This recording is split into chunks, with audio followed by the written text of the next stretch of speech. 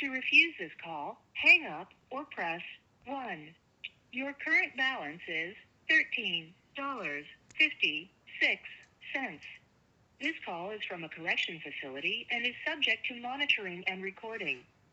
Thank you for using GTL. Islam. Islam, beloved. Thank you for calling right back. I didn't think you heard me.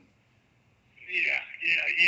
But like I say, the way the phone situation here is, you have to wait 10 minutes before you can dial another number. Oh yeah, I completely understand, beloved. Okay. Okay, so I want to get back in a little bit of your life. So you've been incarcerated for what 40 years. How many relatives have you lost since then? Ooh, immediate family members. I lost my mother, two brothers. I lost a host, my father, a host of aunties and cousins. Ooh, man, I done lost. If I was to put a number on it, at least 15 to 20 different family members since I've been incarcerated. Wow. You know, that was part of my, life. I mean, people who I was around and stuff like that. So yeah, I would say about at least 20 family members, you know.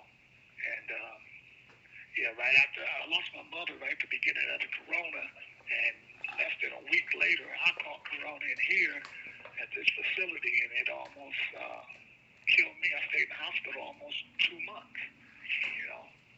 And I'm still affected from it to this day. My lungs and things are still not back to being normal. I'm still feeling the effects of it. Have you personally lost anybody inside a prison to Corona? And can you explain that Corona situation inside a prison? Oh yeah, well I lost a few friends to the corona inside the prison. That's because the way they design and set up things here is not to safeguard uh, inmates. Officers walk in here without being tested or whatever. So every disease or thing that we ever get in a prison or outbreak that come into prison, whether it's the flu, it comes from the street. So officers will come in and they want to touch all over you and shake you down and go in your cells and touch things and all that, regardless of what germs they have on them. And so that's what started the major spread of corona here in Michigan system. And yeah, a few inmates have died from because we don't really have an adequate health care to really say health care. It's like, you know, most of the things they'll try to tell you is go to the store and buy some aspirin or some Tylenol. So, it's not really a major health thing unless you're laying on the floor dying. And normally when you're at that point, you're going to die anyway. So, Wow. yeah. Has there been any lawsuits filed against the MDOC for their lack of because Oh, it's hundreds of lawsuits against the MDOC for lack of medical care, I know several, an individual that I was all right with, he wound up having chest pains one day, and going over to health care, and they telling him, well, fill out a kite and this, that, and other, but he's still telling him I'm having chest pains. And they sent him back to the unit, and on his way back to the unit, he fell dead on the sidewalk, massive heart attack. So it's stuff like that happens. It's not really a place where our lives or inmates' lives really is important. It's not really an important thing. If you don't take care of yourself, or as far as even the food here, if you don't have someone sending you an adequate amount of money every month so you can eat, buy you something, fix you something to eat, you can't eat in the chow hall. Not the They give you below B ration food, uh, potato hubs. You get there like a pig up here. Really, the menu might read sounds very thick, but they didn't tell you that this was just a mixture of mystery meat that they put together with filler and served it to you. Half the people that eat it get sick. So, you know, everything is below grade that's dealing with inmates. It's like, I guess we're supposed to be the scum of the earth, so we don't deserve, to be really treated as a human. I don't mean as a person, just as a human. And they don't allow that to take place in here. And most men in here have to self-educate themselves. To keep from going insane. Just like they have a major health mental health problem here where once was a time Michigan took all the mental patients that should have been in mental institutions and threw them in prisons. So you got guys who walking around here who might get up and cover themselves with their own feces and walk down the hall, naked, stuff like this. Just you wouldn't believe some of the things that I've seen and have experienced just being here. Individuals jumping off galleries. Uh, since I've been locked up, I know 4 individuals who literally hung themselves. I know 2 individuals who literally just poisoned themselves, just, couldn't deal with the everyday stress of waking up doing the same everyday thing of being in prison. And individuals coming in here that work has no, uh, what's the word I would use, have no experience on sociality or nothing. So they come in here, alcoholics and all that, come to work. He mad at his wife today. So 3 or 4 of us might wind up in the hole because he decided to just cuss everybody out.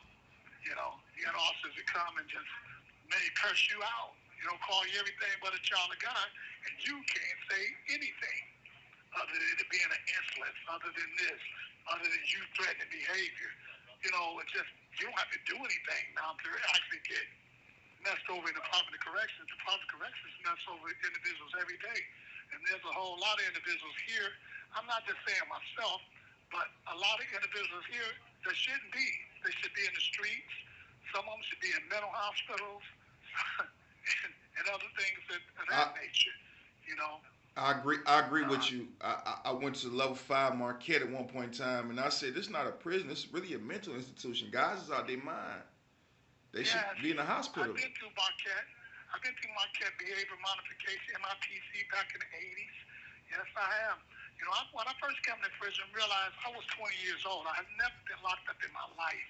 Never been in juvenile, nothing. So I didn't know what to really expect other than what I had envisioned off of TVs and different things of that nature. So I got to prison and actually seen a real prison because I was sitting behind the walls of Jackson at 20 years old, and because I was turning 21, and it was a real awakening experience to see, men caves and everybody's understanding is below zero, and this place you can lose your life. It's not as intense as it is now as it was then, because now you just have a bunch of guys that consider themselves gangs, and the gangs that really took over Michigan and public corrections. They don't even think about going home nowadays. They'd rather be with their bro or this, that, and other. So it's not even a fight to get out for a lot of individuals. Law Library is probably empty right now. Or maybe 4 or 5 people over there. When there used to be a time you had to almost get on the waiting list to get to the Law Library. But Wow. you know, You the shame and glory has been this place. you said a lot of things. I was gonna ask you just to reaffirm it with the subscribers I had, because there's some of the same things I say, man. The gangs took over. Nobody in the law library, so on and so forth. But I want to ask you this: when you first came to prison, where did you go, to Riverside for quarantine, or Jackson? No, I went to Jackson quarantine. Okay. Now, what was you thinking heading into that? Was you scared? Like what? Well, most definitely scared. I won't use the word petrified, but just the unknown. Don't know what's the next step. Don't know what's going on. Really, I just know, okay, I'm locked up. You're telling me I'm going to be locked up the rest of my life.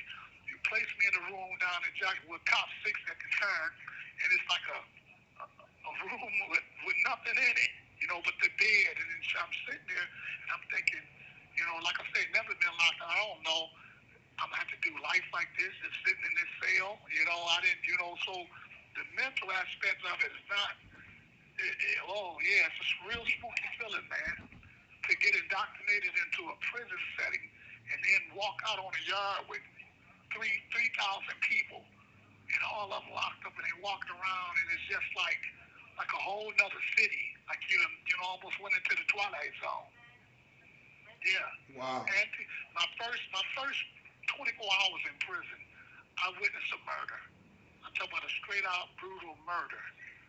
When I went in the 7th block, I witnessed a murder, and I hadn't even been there 24 hours.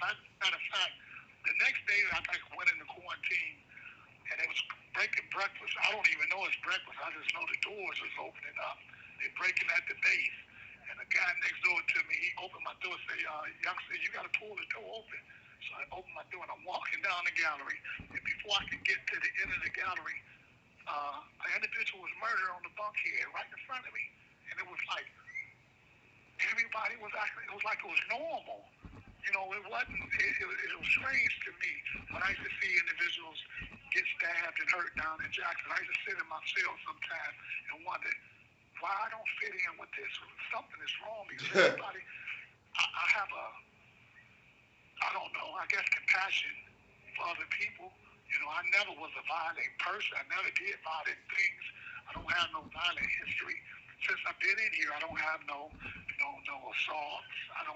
Well, I had a fight once. I had a fight once that, what you basically had to at least let a guy know that you will fight. But as far as trying to murder someone or stab someone or dangerous contrabands and all that, I don't have none of that. You know. The, the you said you seen And trying to excuse me. you said in your first 24 hours you seen a murder. Yes, sir. So And I wasn't it. how was this individual murdered? Was he stabbed? Was he beat or what? Yes, sir. Yeah, he was stabbed. He was stabbed. Do you know for He was what? stabbed. The actual reason and why, Yeah. I don't know. I don't know the reason and why. All I know, I had just went inside the walls, and my first, what you want to say, orientation was to witness an individual losing his life. And from that point there, I realized where I was at. I knew I was in a real dangerous place. I had to grow up real fast. But my mentality told me I got to get myself out of here. So I immediately ran to the law library.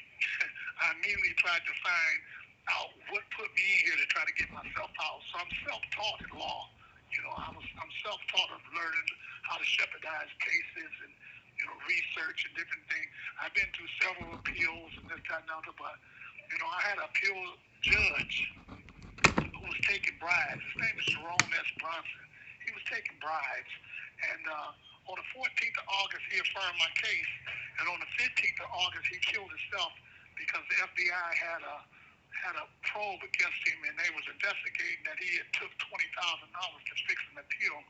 So criminals have actually said in judgment over me that they known criminals, and still, I received no second look or anything. They said, okay, well, let's look at it again.